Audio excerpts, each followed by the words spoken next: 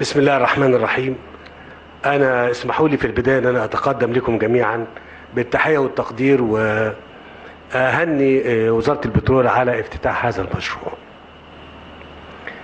الحقيقة أنا هتكلم معاكم النهاردة بالمناسبة ديت عشان خلال الأسابيع القليلة اللي فاتت كان في موضوعين أفتكر إن إحنا كلنا كنا مهتمين بيهم. الموضوع الأولاني كان الزيادة اللي تم إقرارها بواسطة وزارة الكهرباء على شرائح الكهرباء المختلفة، ثم التفاوض مع صندوق النقد الدولي. اسمحوا لي ان انا هتكلم معاكم عن الموقف الاقتصادي لمصر على مدى حوالي 60 سنة، وهتكلم عليه باختصار واقول يا ترى قدراتنا الاقتصادية كدولة مصرية ايه اللي حصل لها خلال السنين اللي فاتت ولغاية دلوقتي، عشان نقول يا ترى احنا محتاجين نعمل لمواجهتها ايه. لان احنا لما انا اتكلمت في الموضوع ده خلال فترة الترشح قلت ان انا في موضوع اقتصادي صعب جدا جدا، انا مش هقدر اواجهه لوحدي، هواجهه او هنواجهه كلنا مع بعض. يعني الدولة لوحدها مش هتقدر تنجح فيه الا اذا كان في تعاون واجماع من الشعب المصري بالكامل لمواجهة هذا التحدي. القدرات الاقتصادية لمصر استنزفت او اديرت بشكل كبير جدا في حرب 56، وفي حرب اليمن، وفي حرب 67، وفي حرب الاستنزاف، وحرب 73. لازم نكون واحنا يعني بنتكلم عن الاقتصاد في مصر نقول الاقتصاد مش عملية ممكن يبان نتائجها سواء الإيجابية أو السلبية في فترة زمنية قليلة. لا، لما بقول النهاردة إن القدرات الاقتصادية لمصر أديرت بشكل كبير جدا خلال السنوات اللي أنا بتكلم فيها دي، لا أقصد بيها أي حاجة غير إن أنا بقول واقع محتاجين كلنا كمصريين كمسؤولين كنخبة ان احنا نبقى عارفين ان الاقتصاد تضرر بشكل كبير نتيجة اللي انا بتكلم فيه ده. الحروب ديت بغض النظر عن احنا كنا يعني بنعمل ايه، لكن في الاخر كان ليها تأثير سلبي على الاقتصاد. وبالتالي لما نتكلم على حرب بتحتاج اموال ضخمه جدا جدا، والاقتصاد بيبقى اقتصاد حرب لسنوات طويله لعده مرات، لا ده ليه تاثير كبير، تاثير كبير قوي، ولابد ان احنا نعالج ده. مش هنسى ابدا ان احنا عندنا قضيتين كمان لازم نحطهم في الاعتبار دايما، وارجو ان انتوا تتصوروا ان الارهاب والفساد كانوا عاملين اضافيين في اضعاف القدره الاقتصاديه لينا. الارهاب ما كانش فقط خلال السنتين ثلاثة اللي فاتوا، لا احنا تعرضنا للارهاب، وشوفوا وده مهم جدا ان ده يقدم للمصريين من اجهزة الدولة، من النخب، من الاعلام. كم مرة تم ضرب السياحة في مصر؟ كل ما السياحة تبتدي تتحرك عشان تاخد مكانها سنة ولا اتنين وتبص تلاقي تم توجيه ضربة ليها. ده احد العناصر او احد التحديات اللي كانت دايما بتقابل الاقتصاد المصري، ان هو الارهاب بيستخدم كوسيلة لإيذاء الدولة المصرية واضعافها والعمل على منع تقدمها. النقطة الثالثة او النقطة الرابعة اللي انا بتكلم فيها اللي هي خاصة بالفساد، ولازم نعترف ان احنا جادين جدا في مواجهته، لكن كان احد المسائل اللي اضعفت الاقتصاد المصري كمان الفساد. فلما نحط مجموعة الكلام ده كله على بعض نقول احنا فين، نقول طب تعالوا كده، وارجو ان محدش يفهمني خالص من اللي بيسمعني ان انا ما اقصدش ابدا والله اسقاط على اي حاجة، لكن هقول لكم على حاجة واحدة. كانوا بيتكلموا دلوقتي على البترول هنا، واتقال ان الاكتشافات توقفت لمدة سنة واثنين وثلاثة في اعقاب 2011 في اعقاب ثورة 25 يناير. زي ما الثورة ليها ايجابيات، الثورات بيبقى ليها سلبيات على مجتمعاتها، ولازم نعترف بده ونقبله ونعالجه. نعترف بيه ونقبله ونعالجه. طيب، لما بنتكلم على ان احنا في اعقاب 25 يناير وحتى الان في حصل امور كتيرة جدا كان ليها تأثير سلبي على الاقتصاد المصري. وحد مثال، لما انا النهاردة اعين 900 الف في القطاع الحكومي نتيجة ضغط الناس عشان يتعينوا في الوقت اللي انا مش محتاج منهم حاجة خالص تقريبا، ويتعينوا وتخصص لهم مرتبات في الموازنات بتاعة الدولة، ده هيبقى تأثيره عامل ازاي؟ لما اجي اقول النهاردة ان احنا نزود مرتبات الناس من 80-90 مليار جنيه سنويا الى دلوقتي 228 مليار جنيه سنويا، ده هيبقى تأثيره ايه؟ ارجو ان المواطن وكل من بيحب مصر ومهتم بيها يتوقف قدام الكلام اللي انا بقوله دوت.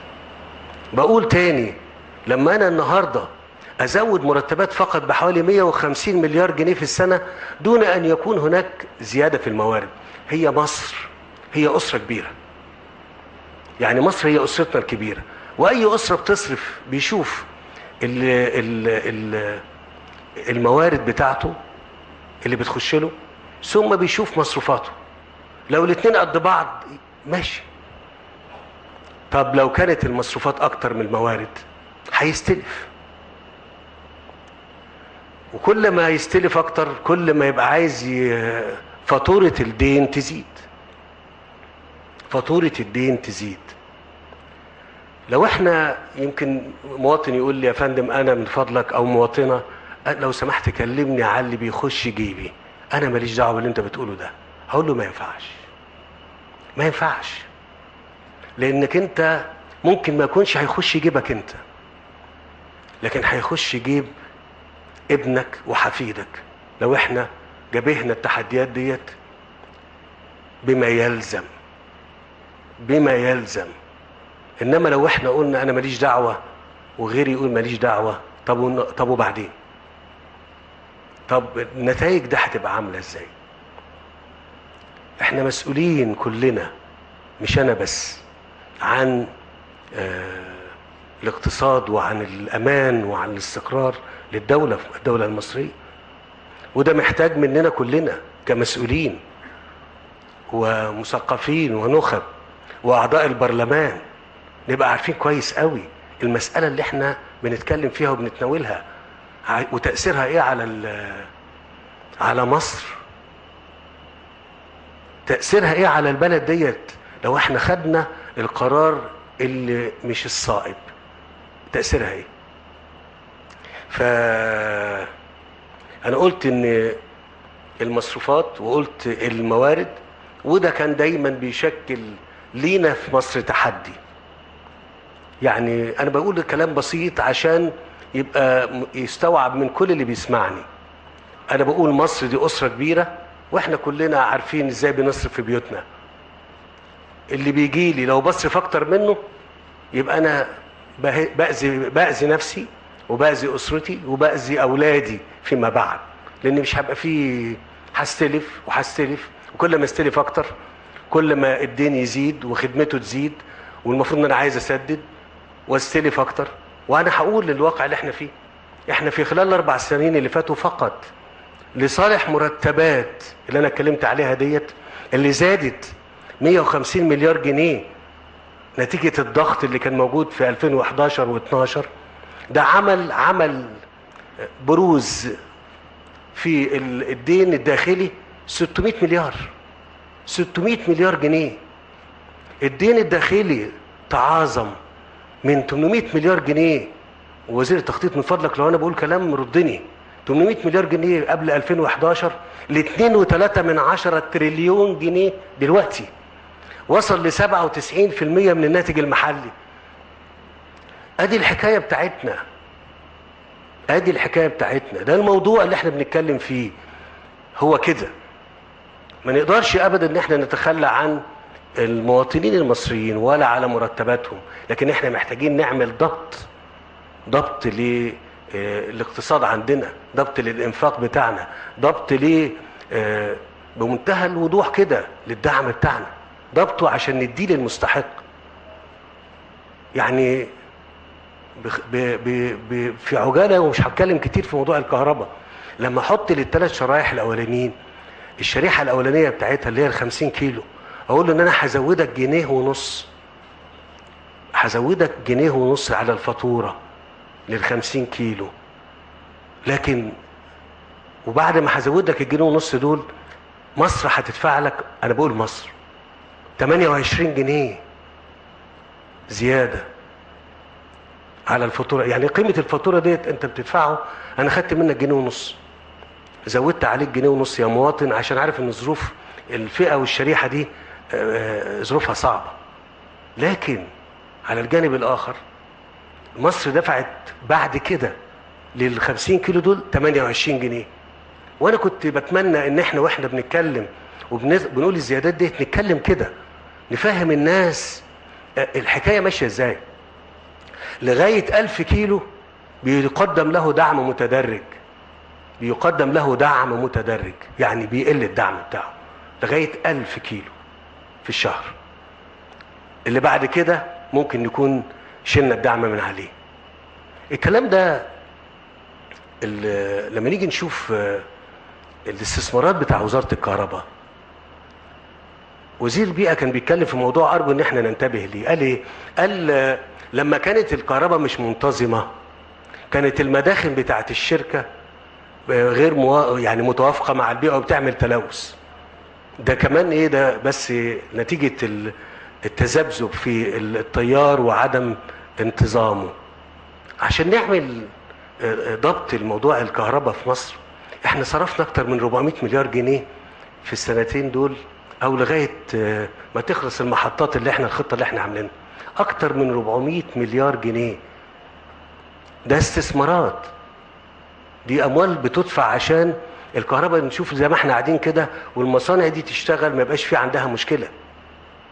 الكلام ده كان ممكن قوي انه ما نتكلمش فيه لو كانت ظروفنا تسمح ان احنا يعني نصرف الاموال ديت من غير ما يكون في مشكله. لكن لا، في منتهى الاهميه ان نقول ان وصول الدين الى 97 او 98% ده امر لا يمكن ان احنا نستمر فيه. يعني احنا لازم نبتدي نسدد في هذا الدين ونقلله، نسدد في هذا الدين ونقلله. واحنا هو ده اللي انا بكلمكم عشانه، بس بنتهز الفرصه في افتتاح مشروع وكلنا فرحانين، وبنتهز الفرصه وفرحانين بان احنا انتاجنا من الغاز في خلال سنه ونص هيبقى 7000، يعني اكتر او تقريبا زي اللي احنا حجم الغاز اللي احنا محتاجينه هيتم تدبيره من عندنا هنا من مصر. وانا بقول للوزير الكهرباء وبقول للوزير البترول وبقول للحكومه وبقول للكل اللي بيسمعني، لا احنا عايزين مش 7000، انا عايز 7 تريليون من الغاز عشان نحل المساله. على كل حال انا حبيت اكلمكم في الموضوع دوت عشان ما حدش يعني اتكلموا مع الناس وفهموهم، لان الناس المصريين، وانا قلت الكلام ده قبل كده، ناس كويسين قوي ومش هيقبلوا ابدا ان بلدهم ما يبقاش موقعها المناسب نتيجه التحديات ديت، ويقدروا. وعلى كل حال احنا الامانه اللي انتم حملتوهاني تجاه الوطن، تجاه مصر، مش بس انتم اللي هتحاسبوني عليها، اللي هيحاسبني عليها ربنا قبلكم ثم التاريخ. وبالتالي كل القرارات الصعبة اللي تردد كتير على مدى سنوات طويلة الناس خافت انها تاخدها، انا لن اتردد ثانية ان انا اخدها.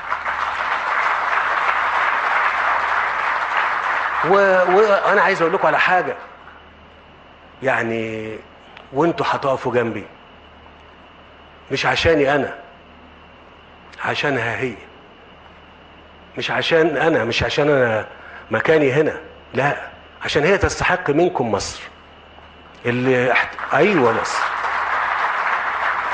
مصر تستحق منكم اللي ادتكم على مدى آلاف السنين ما انتم فيه.